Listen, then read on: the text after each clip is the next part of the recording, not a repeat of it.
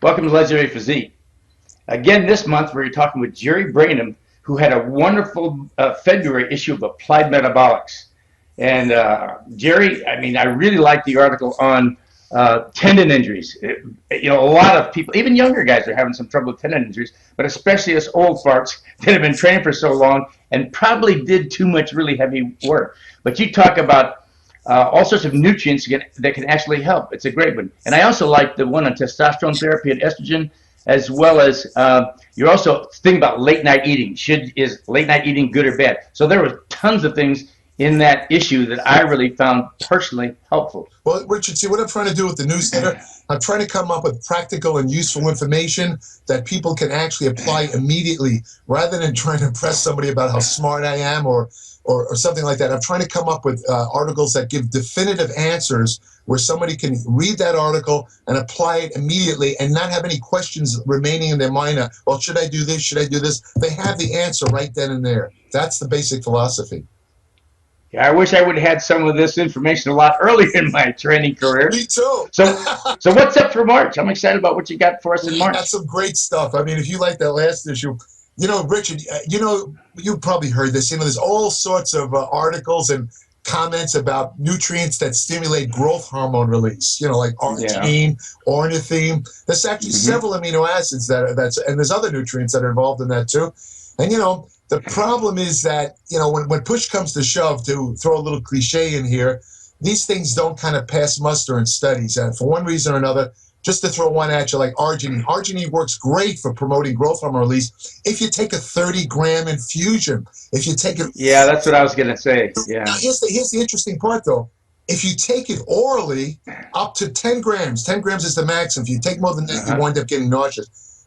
About half the people that take it actually do get a growth hormone release. The other half don't. Now, you might be saying, well, who are the people that get a release? The people that do are people below age 40. But here's the key. I found another nutrient commonly available, not commonly used, but it's available. That actually, it's not an amino acid. It actually does stimulate growth hormone release, but it does a lot more than that. The thing that intrigued me about it is not the growth hormone release, but the fact that it does some fantastic things to your brain. It actually has a possibility of helping to prevent dementia and a lot of brain diseases, and it might even increase your intelligence a little bit. And who can't use more intelligence? Absolutely. And who doesn't like the fact that it slows that dementia down? Oh yeah, I mean, well, look, hey, as we get older, we get more concerned. But I mean, even guys that are 20, 30 women, younger people, they should be thinking about that too, because a lot of the degenerative changes happen silently even when you're in your late 20s. Yeah. It doesn't show up till later, but God, the damage is laid down early. You don't feel anything, but it's happening. Just like high blood pressure. You can walk around for 30 years and not feel it, but it's still going to kill you eventually. So that's the first article. The next one, this is one you're going to really get a kick out of. What I decided, I was looking at a couple of reviews, and they all talked about different ways of building muscle, from both a nutrition and an exercise standpoint. And, all of them gave really good answers, but a lot of them were very technical, and a lot of them, were long-winded. And, you walk away a little bit confused, like, what should I do? I mean, does this apply to me with my mediocre genetics? I know that there are guys, we've seen them, Richard, who walk in the gym and they comb their hair and they put an inch on their bicep. Yeah. But what about... Like Mike Mince's calves every time he walked up on the curb or something. Yeah. Or it never worked him. Or you got a guy like, I remember my old friend Mendenhall, who was a top bodybuilder in the 80s. This guy would go in the gym, he'd do one set, and his arms looked like 22 inches for crying out loud, Yeah. And when I first met him, one of my first questions of, hey, man, do you have calf implants? His calves are so freaky.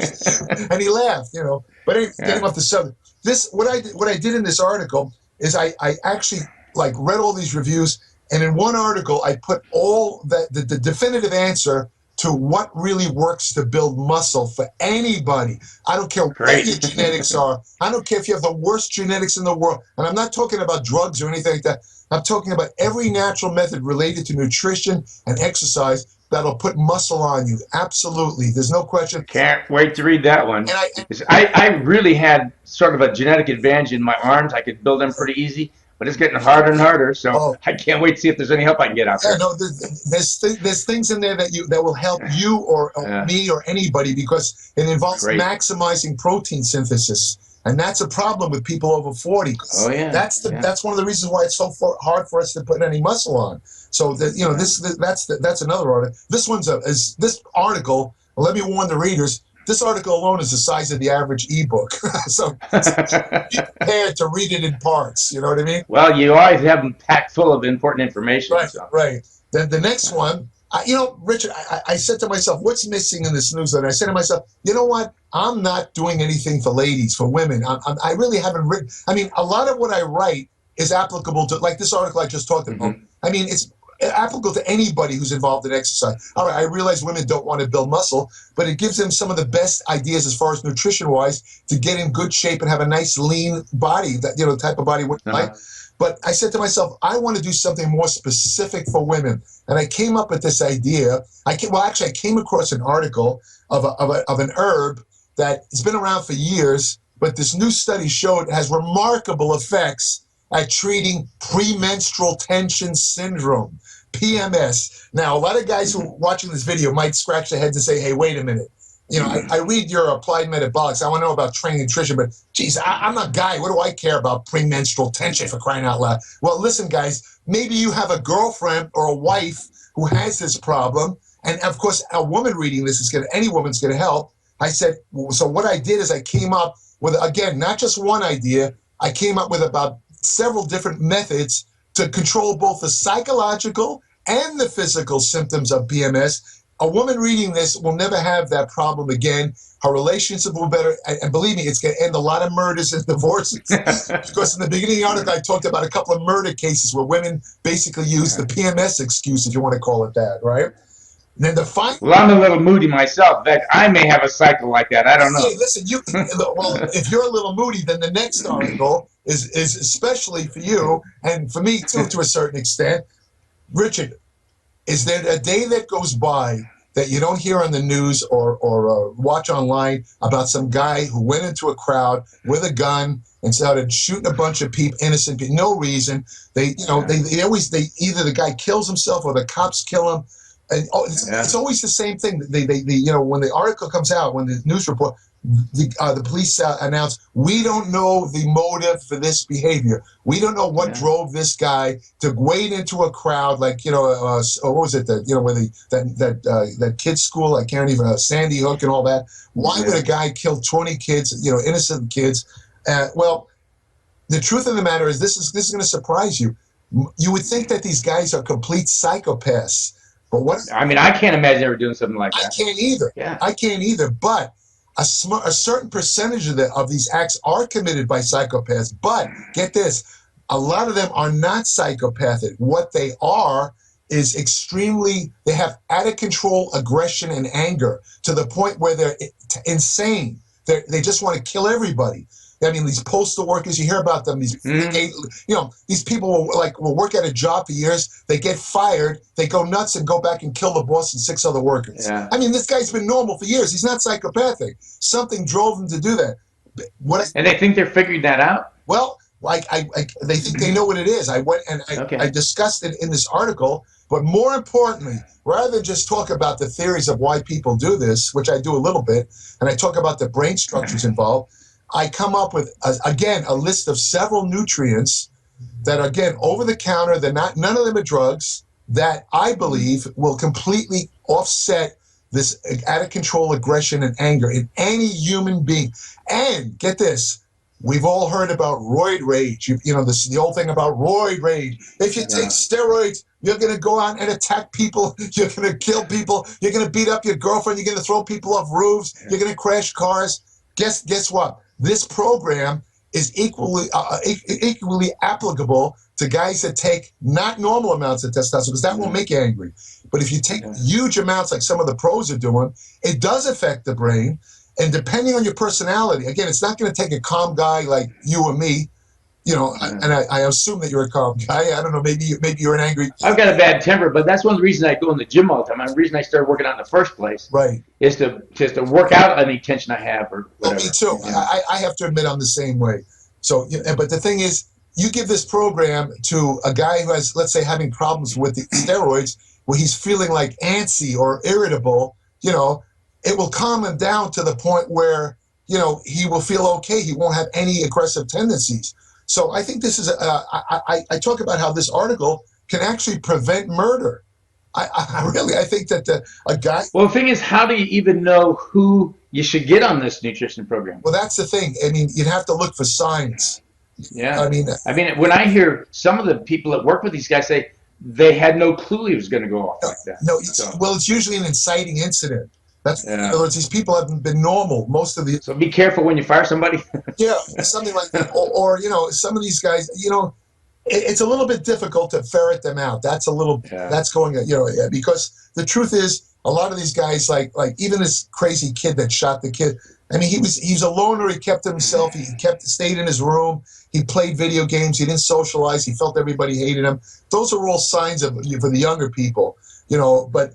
Yeah, and teachers, I think, can predict some of that too. Right. I mean, if people would listen to him. I mean, as a professor yourself, as a teacher, have you ever encountered students where you kind of suspect that maybe there's something a little bit off with them, where given the right circumstances, they can kind of lose it? Have you ever well, this is for them. I thought it would be interesting because, I mean, as I'm writing the damn article, I'm looking at, I watch a news report about a guy who, again, as I'm writing the article, he went out and killed a bunch of people. As I was writing it. It's unbelievable. The only time I noticed myself getting really out of hand angry was on an extremely low carb diet. Yeah, well, that can make you irritable. Yeah. A lot of that comes from a loss of minerals like calcium and magnesium. I was the same way when I used the low carb diets.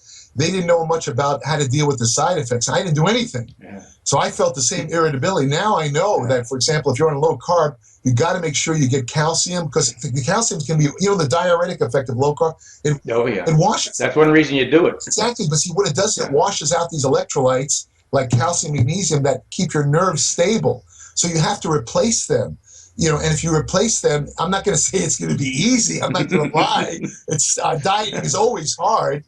But mentally, you'll feel a lot better, and this is especially important in the first, let's say, 3 or 4 weeks, as your body adopts from, a sugar burning machine to a fat burning machine. You've got to be very careful because you're going to feel really weird.